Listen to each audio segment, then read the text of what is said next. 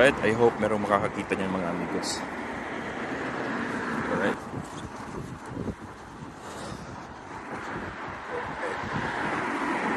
So, ito yung area ng mga amigos. Nasa, yan, zoom ko. Yan, National Tennis Center. Ayan. Right, so dyan ko iniwan. Ayan po. So malapit lang sa gate ng tennis center. Okay.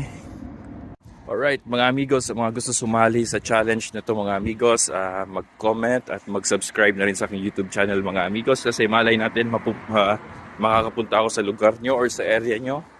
Mag-iiwan na naman ako. So I hope kita-kita tayo dyan mga amigos. Ingat.